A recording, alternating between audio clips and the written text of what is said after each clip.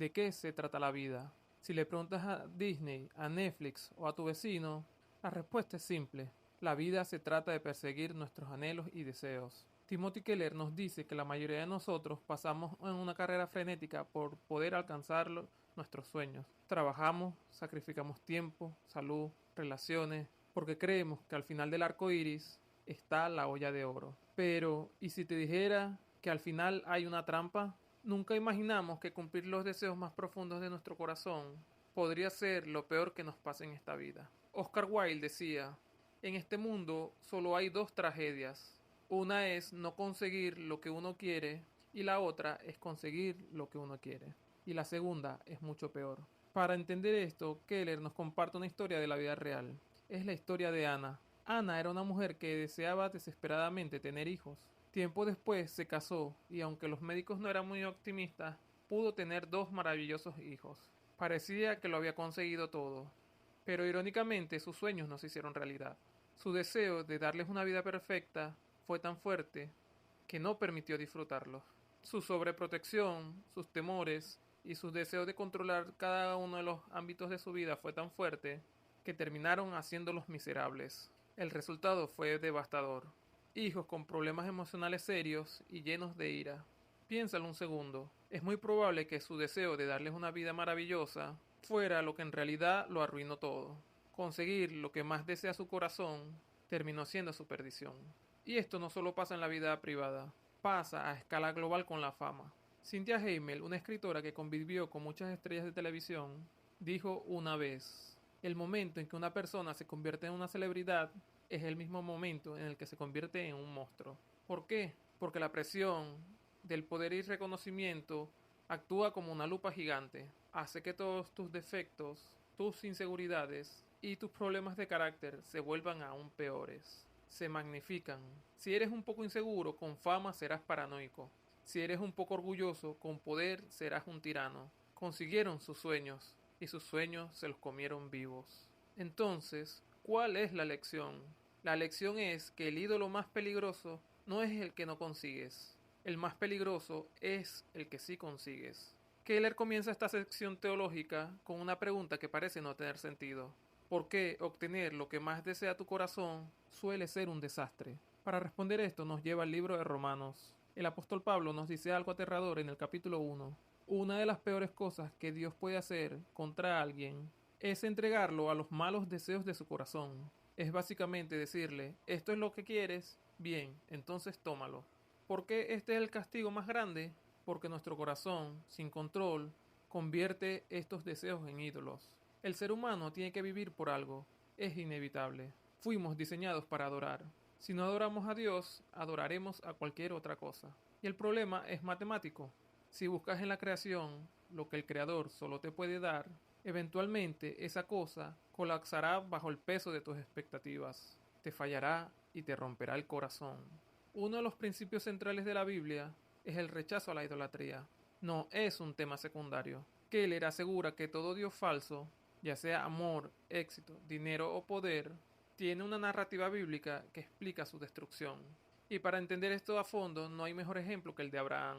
Todos conocemos su historia, pero quizás no hemos notado el peligro oculto. Abraham tenía un anhelo legítimo, un hijo, pero veremos cómo ese deseo, bueno y noble, se convirtió en una amenaza capaz de destruir su fe desde adentro.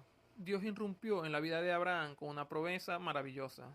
Si me obedeces, bendeciré a todas las naciones de la tierra por medio de ti. Pero la letra pequeña del contrato era aterradora.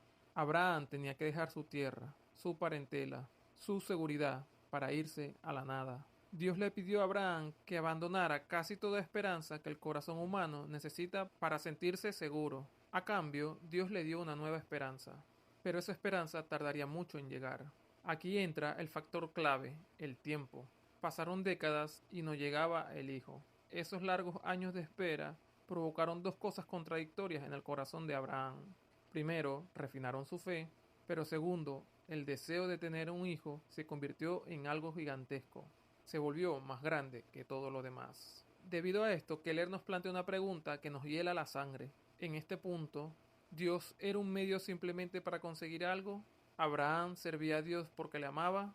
o porque era la única forma de conseguir lo que quería, un hijo. La respuesta, lamentablemente, es que Abraham todavía no amaba completamente a Dios. Su corazón necesitaba una última cirugía, y esa cirugía ocurriría en el monte Moriat. Eventualmente el milagro ocurrió y nació Isaac.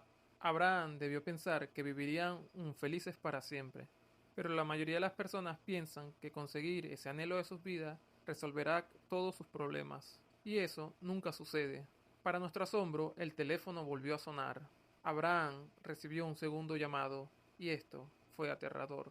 Dios le dijo: toma ahora a tu hijo, tu único hijo, Isaac, a quien amas, y ofrécelo en holocausto. Esto es brutal, y Keller lo llama la prueba suprema. Dios estaba poniendo el dedo en la llaga. No le estaba diciendo que no podía amar a su hijo. Les estaba diciendo que el amor estaba desordenado. Isaac había dejado de ser un regalo para convertirse en un Dios. El trono del corazón de Abraham estaba ocupado. Y si Abraham no soltaba ese ídolo los destruiría a ambos. Para entender la gravedad de esto, tenemos que entender el contexto cultural. Keller cita al erudito John Levenson para explicarnos que en la antigüedad el primogénito no solo era un niño, era la seguridad social, el banco y el futuro de la familia. Isaac era todas las esperanzas y sueños de Abraham, condensados en una sola persona. Pedirle que lo sacrificara era como pedirle a un cirujano que se cortara las manos. Era pedirle que destruyera su identidad. Pero Levenson reveló algo más inquietante. Dios tenía derecho a pedirlo. Bíblicamente, debido al pecado, todas las vidas estaban endeudadas ante la justicia divina. Los primogénitos le pertenecían legalmente a Dios. Isaac tenía que morir por los pecados de su familia. Abraham subió al monte a pagar una deuda de sangre que no tenía cómo cubrir. Imagina la angustia teológica de Abraham. ¿Cómo puede ser Dios santo y justo y al mismo tiempo cumplir su promesa de salvación por gracia? Parecía algo imposible. O Dios era justo y mataba a Isaac, o Dios era bueno y lo perdonaba. Pero, ¿cómo era posible que sucedieran las dos cosas a la vez? ¿Cómo logró Abraham subir esa montaña? No fue por fuerza de voluntad. No subió la montaña diciendo yo puedo. Subió la montaña diciendo Dios lo hará. Confiaba de que de alguna manera misteriosa Dios eliminaría la deuda y mantendría su promesa. Abraham caminaba sobre dos certezas. Sabía que Dios era santo, pero también sabía que era un Dios de gracia. Si solo hubiera creído en su santidad, el miedo lo habría paralizado. Si solo hubiera creído en su amor, la desesperanza lo habría frenado. Fue la mezcla de ambas cosas que lo movió. Al final de este acontecimiento, Abraham aprendió una lección vital: amar a Dios por encima de todas las cosas. El temor de Dios no es miedo, es un compromiso profundo. En esa montaña Dios no lo estaba torturando, lo estaba puliendo. Fue un acto de misericordia severa. Si Abraham no se hubiera visto entre la espada y la pared, nunca se hubiera dado cuenta de que su hijo era un ídolo. Solo rompiendo al ídolo pudo recuperar a su hijo y disfrutarlo de verdad. Y esto aplica hoy mismo para nosotros. Pensemos en el trabajo. Muchos decimos, mi carrera no es mi Dios. Pero Keller advierte, no verás qué tan grande es tu ídolo hasta que llegue la prueba, hasta que tengas que elegir entre actuar con integridad o avanzar en tu carrera. Si no estás dispuesto a perjudicar tu carrera por hacer la voluntad de Dios, entonces tu trabajo ya es tu Dios. La lección final es que ningún hijo, ninguna pareja o ningún trabajo puede cargar el peso de la divinidad. Si intentas poner este peso sobre ellos, los romperás. Solo Jesús, el perfecto hombre y el perfecto Dios, puede cargar este peso. Pero espera, porque Abraham aprendió algo más, algo que en su momento quedó en niebla. Sí, apareció un carnero, sí, apareció un carnero y sustituyó a Isaac. Pero ¿acaso la sangre de un animal es suficiente para pagar por un ser humano? La respuesta es obvia, claro que no. El carnero solo fue un anticipo. Siglos después, en esas mismas montañas, otro primogénito fue puesto sobre la madera, pero la historia fue diferente. Cuando Jesucristo exclamó, Dios mío, ¿por qué me has desamparado? No hubo una voz del cielo que lo librara. Nadie gritó, detente. Dios, el Padre, pagó el precio en silencio. El verdadero sustituto de Isaac no fue un carnero, fue Jesús. El apóstol Pablo utiliza el mismo lenguaje de Génesis para decirnos, el que no escatimó ni a su propio Hijo, sino que lo entregó por todos nosotros. Aquí está la cura definitiva para tu idolatría. En el monte Moriah, Dios le dijo a Abraham, ahora sé que me temes, porque no me has negado a tu único hijo.